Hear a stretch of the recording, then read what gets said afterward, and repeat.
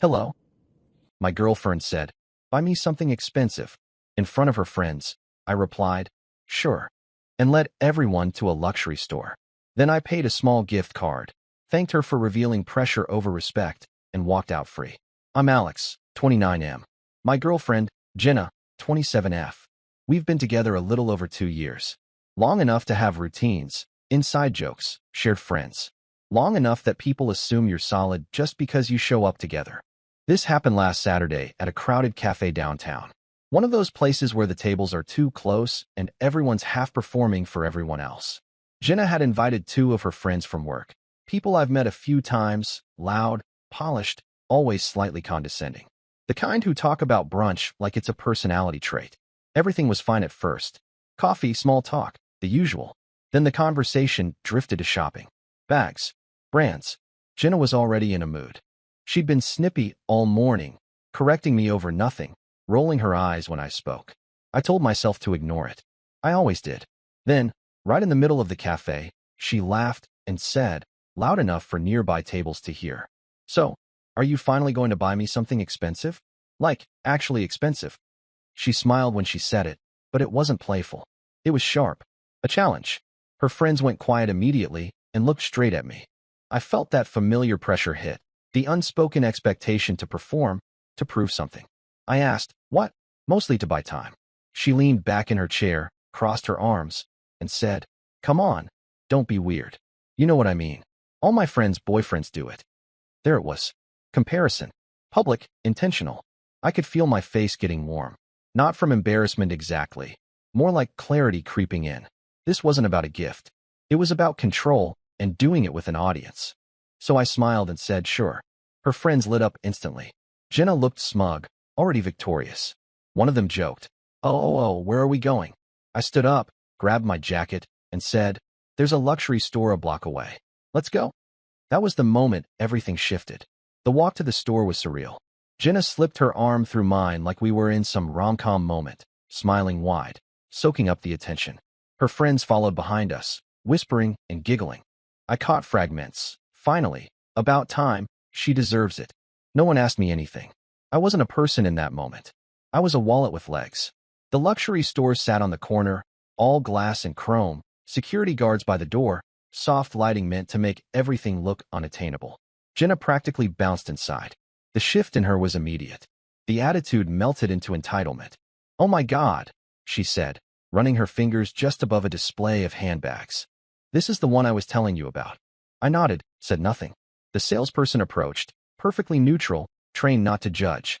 Jenna didn't even look at me when she started pointing. This one? No, actually that one. And can you show the watch section too? Her friends leaned in, offering opinions like they were curating a museum exhibit. Price tags flashed numbers that made my stomach tighten, not because I couldn't technically afford some of it, but because of how casually she expected it. No conversation, no appreciation, just assumption. At one point she turned to me and said, you're okay with this, right? Not a question, a statement disguised as one. I smiled again. Yeah, take your time. Inside, something was settling. A memory reel I hadn't meant to play. Her correcting me in front of people, joking about my job being cute, rolling her eyes when I said no to things. The constant tests. The way everything was always just a little bit my fault. She finally landed on a bag. Classic. Expensive. Her friends nodded in approval like judges delivering a verdict. That one, she said, turning to the salesperson. Then she looked at me, eyebrows raised. Well? I stepped forward and said, actually, can I talk to you for a second? She sighed dramatically, but waved her friends off. He's about to pay, she joked. I walked to the register alone. The salesperson waited patiently. I pulled out my wallet, not shaking, not angry, just calm. For the first time in months, I felt completely steady. And I asked for a gift card. The salesperson asked how much I wanted on it. I said a small amount. Not sarcastically, not loudly, just factual. He nodded, rang it up, and slid the card across the counter like this was the most normal transaction in the world. I took the receipt, thanked him, and turned around. Jenna was already halfway back over, excitement flashing across her face. She reached for the bag behind the counter instinctively, like it was already hers. That was fast, she said. See? I knew you'd come through. I held up the gift card instead. Her smile froze. Not faded, froze. like her face needed a second to process what it was seeing. "What's that?" she asked. "A gift card," I said. Her friends stepped closer, sensing something was off. One of them laughed awkwardly. "Is this, like, temporary? Or—" I handed the card to Jenna. She didn't take it right away. Her eyes flicked between the card and me, confusion hardening into irritation. "You're joking," she said quietly. "Where's the bag?" "This is what I'm buying," I replied, still calm. My voice didn't shake. That surprised even me. Her tone sharpened instantly. "Alex, stop. This isn't funny. You just embarrassed me." That word. Embarrassed. Not confused. Not hurt. Embarrassed, in front of her audience. I looked at her, really looked at her, standing there under those bright lights, arms crossed, jaw tight, waiting for me to fix it. And that was it. That was the moment. The quiet click in my head where everything lined up. I said, clearly enough for everyone to hear, "I'm not buying something expensive because you demanded it in front of people." Her friends went dead silent. I continued, slower now. "This card is worth what I'm willing to give when it comes from pressure instead of respect. I won't perform, and I won't buy affection." Her mouth opened, then closed. She looked around, searching for backup, for laughter, for something. None came. I added, "So thank you. You just showed me exactly where we're at." I placed the card gently in her hand, turned to the salesperson again, and said, "Thanks for your time." Then I walked out. No yelling, no drama, just the sound of the door closing behind me, and the strange, weightless feeling of not carrying something anymore. I didn't run. I didn't speed up. I just kept walking down the sidewalk like this was any other errand on a Saturday afternoon. Behind me, the glass door swung open. "Alex, are you serious right now?" Jenna's voice cut through the street. Sharp, panicked, not loud enough to cause a scene, but loud enough to pull me back in.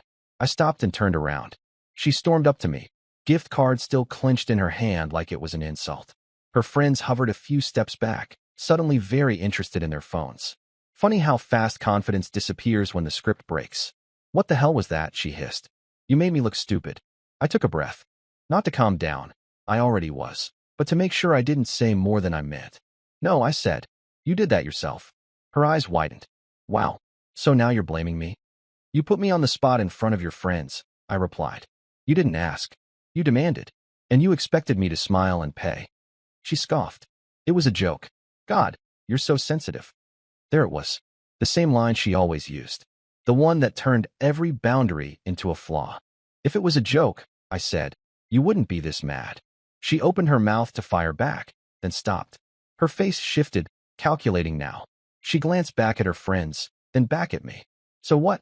You're just going to walk away," she said. "Over a bag." I shook my head. "No. Over this. Or maybe I'm finally paying attention." One of her friends cleared her throat awkwardly. Jenna noticed. That's when the anger gave way to something else. "Fear. You're not actually ending this," she said. "You'll calm down. You always do." That sentence hit harder than anything else she'd said. I looked at her and realized she wasn't angry because she loved me. She was angry because she thought she'd lost control. "I am calm," I said. "That's the point." I turned away again, this time for good. She didn't follow me. She just stood there, surrounded by people who suddenly didn't know what to say, while I kept walking, feeling lighter with every step. I didn't check my phone until I was 3 blocks away. Not out of discipline, just because I forgot about it. Then, a few minutes later, the tone shifted. "Alex, come on. You know I didn't mean it like that. You're overreacting."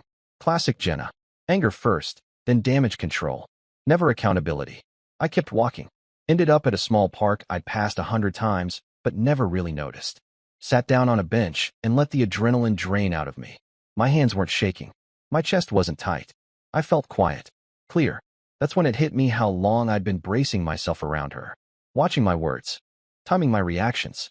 Mentally rehearsing conversations that never went well anyway. My phone buzzed again. This time it was a call. I didn't answer. Instead, I scrolled back through our message history. Not looking for evidence, looking for patterns. Every disagreement ended the same way. Me explaining calmly. Her dismissing it. Me backing down to keep the peace. Peace meaning silence. Another text came through. "My friends think that was really messed up of you." I actually laughed out loud at that. Not because it was funny, but because it was predictable. External validation was always her shield. I typed back one message. Just one. "I won't be talked to like that anymore. I'm going to take some space." She replied almost instantly. "So you're punishing me now?" That word again. Punishing. as if boundaries were an attack. I didn't respond. I sat there longer than I meant to, watching people walk their dogs, couples arguing softly, strangers living whole lives that had nothing to do with me. For the first time in a while, I wasn't trying to manage someone else's emotions. When I finally stood up, I knew I wasn't going back to her apartment that night. And I knew, quietly, without drama, that I probably wasn't going back at all. I stayed at my buddy Mark's place that night. He didn't ask many questions, just handed me a beer and said, "You look weirdly peaceful for a guy who just blew up his relationship." That stuck with me. Around midnight, my phone started buzzing again. Jenna, nonstop. Calls, texts, voice notes I didn't open. The pattern had escalated. Anger had turned into panic. "Where are you? This is childish. My friends think you owe me an apology. Alex, answer me." That last one came with 5 missed calls in a row. I finally sent one more message. Short, clean. "I'm not apologizing for having boundaries." There was a pause. Longer this time. Then, "So you're really choosing your ego over me?" I stared at that sentence for a long time. Ego. Not dignity. Not self-respect. Ego. As if the only reason someone would refuse to be publicly tested was pride, not exhaustion. I put the phone face down. The next morning, I went back to the apartment while she was at brunch with the same friends. I knew because she'd posted a story, smiling, mimosa in hand, captioned, "Men are fragile, relieved face." That sealed it. I packed slowly. Not angrily. Just methodically. Clothes. Laptop. Books she'd mocked me for reading. The framed photo of my dad and me she once called random. Funny how small comments echo later. I left the key on the counter. As I was zipping my bag, my phone buzzed again. A new tone now. "Can we please just talk like adults?" I almost replied. Almost. Then I imagined the conversation. Her minimizing. Me explaining. The loop restarting. Instead, I sent the last message I would ever send her. "We already did. You just didn't like what you heard." I walked out before she got home. No grand speech. No final confrontation. Just a quiet exit from a role I'd outgrown. And for the first time since I could remember, I didn't feel like I was losing something.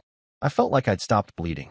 The silence after I left was louder than any fight we'd ever had. At first, Jenna didn't respect it. She went straight to escalation. Messages came in waves, long paragraphs, then single-line jabs, then guilt-heavy essays that read like she'd crowdsourced them from her friends. "I told everyone you're just stressed. They agree you embarrassed me. You always do this when things get serious." That one made me stop. Things get serious. That's what she called it when she wanted leverage. When she wanted proof. When she wanted an audience. I didn't respond.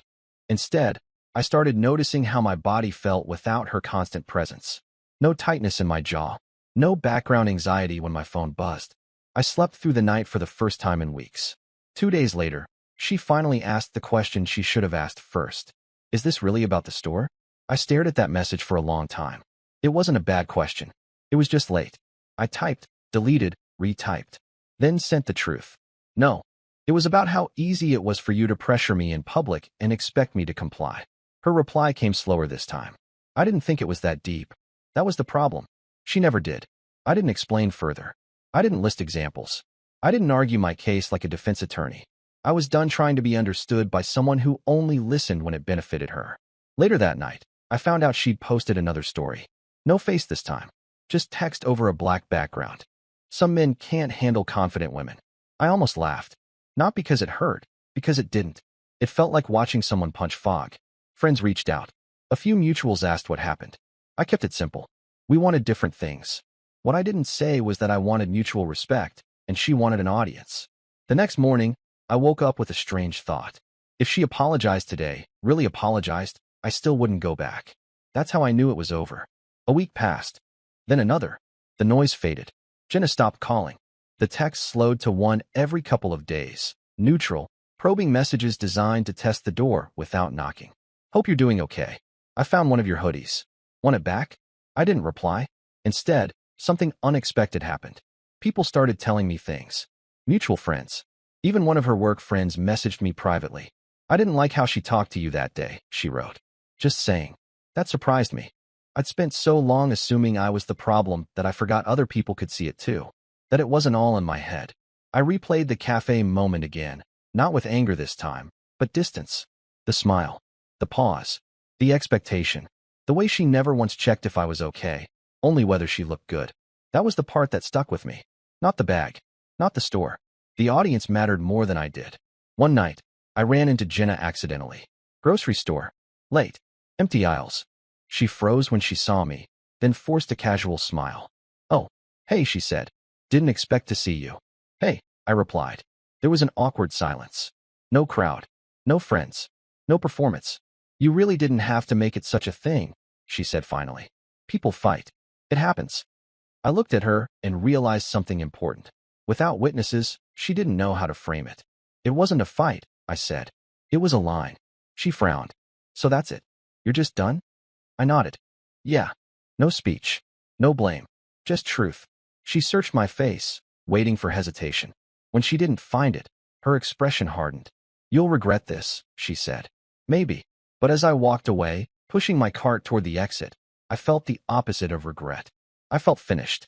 And there's a strange peace in realizing you don't need the last word, just the last step away. After that grocery store run-in, something settled permanently. Not relief, clarity. I stopped replaying the moment at the cafe. Stopped wondering if I could have handled it better, softer, differently. That kind of thinking only matters when you're still trying to stay. I wasn't. What surprised me most was how normal life felt once she was gone. Mornings without tension. Evenings without bracing myself for sarcasm disguised as humor. I didn't realize how much energy I'd been spending managing someone else's mood until I didn't have to anymore. A few days later, Jenna finally sent a long message. The kind she used to send when she wanted to sound reflective without actually apologizing. She wrote about stress, about pressure from her friends, about how she felt insecure sometimes and needed reassurance. She said she wished I'd handled things privately. That part stood out. Privately. As if she hadn't chosen the most public setting possible. At the end, she wrote, "I just don't understand how one moment ended everything." That was the only line I answered. It wasn't one moment, I typed. It was the first one I didn't ignore. I didn't block her. I didn't need to. She stopped texting after that. Weeks passed. People stopped asking questions. Her posts shifted again, less confident captions, more vague quotes about healing and growth. I didn't check often. When I did, it felt distant, like looking at someone I used to know in another life. One night, Mark asked me if I missed her. I thought about it honestly. "I miss who I thought she was," I said, "but not who she kept showing me." That felt accurate. I didn't leave angry. I didn't leave broken. I left awake. And once you see a relationship clearly, without excuses, without noise, you can't unsee it. That's not loss. That's resolution. It's been a few months now, and nothing dramatic happened after that. No revenge arc. No public meltdown. Just distance doing what distance does, quietly revealing what was real and what was just noise. Jenna and I never spoke again. Not because I blocked her everywhere, but because there was nothing left to negotiate. Once the dynamic breaks, once the performance stops working, there's nowhere to go back to. I thought I'd feel lonely. Instead, I felt spacious. Like I'd been living in a room with low ceilings and suddenly stepped outside. I started saying no more easily. Started trusting that tight feeling in my chest when something felt off. I stopped explaining myself to people who already had their conclusions ready. Every now and then, someone brings it up.